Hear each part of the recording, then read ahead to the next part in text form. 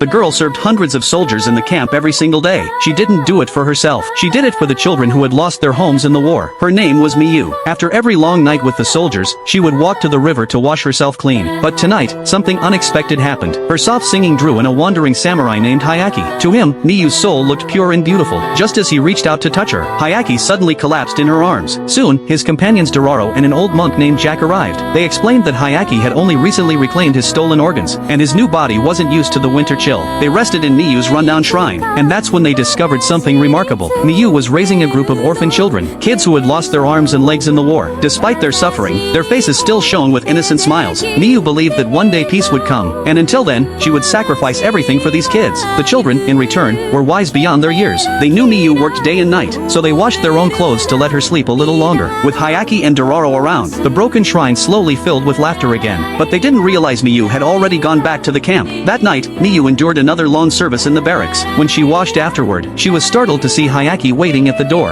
Though blind, his silent gaze felt as if he could see straight through her soul. Dororo explained, "Everything in this world has its own color of soul. Hayaki can tell purity from filth with just a glance." Miyu froze at those words. In Hayaki's eyes, was she dirty? But Hayaki gently touched her cheek. Though voiceless, his heart was clear. Dororo whispered, "He wants to hear you sing." So that night, Miyu sang. Her voice carried the warmth and sorrow of the world, and the ache of longing for home. Hayaki and Dororo were completely entranced. Soon after, the monk Jack returned with news. He had found the demon who had stolen Hayaki's voice. Hayaki set out at once to take it back, but when he faced the demon, he and Jack fell into a deadly sand trap. Hayaki failed to kill it, and the demon stole his right leg again. Wounded, they had no choice but to retreat. Meanwhile, Dororo tried to secretly ease Miyu's burden, but when she followed her into the camp, she discovered the truth about Miyu's work. The shock left her speechless. Back at the shrine, Dororo never told the children. She couldn't shatter their dream of Miyu. The kids only wanted one thing, a small farm with Miyu, where they could live a simple, safe life. But Hayaki, once again crippled, raged like a wounded child, obsessed with reclaiming his stolen body. Miyu sang to calm him. Her voice softened his fury. The monk Jack left, warning Dororo that slaying the demon wouldn't be easy. Yet for the first time, Hayaki felt something strange. Real affection for Miyu. When his prosthetic leg was rebuilt, he sought out the demon again. This time, he lost the fake leg, but with one decisive strike, he reclaimed both his real leg and his voice. At last, victory. But joy didn't last long. When they returned, the shrine was in ruins. Miyu lay gravely wounded among the ashes. The soldiers had accused her of being a spy, punishing her for serving both sides. They even seized back all the money she had earned. As her soul began to fade, Hayaki was consumed with fury. For the first time, he drew his sword against men. He cut down the soldiers one by one, intending to bury the entire camp with her. But when he raised his blade against the last man, Dororo stood in his way. She wept and held Hayaki close, showing him the rice seeds Miyu had treasured. Her final wish, she said, was for us to plant a golden field of rice. Hayaki clutched Miyu's body, screaming her name for the very first time.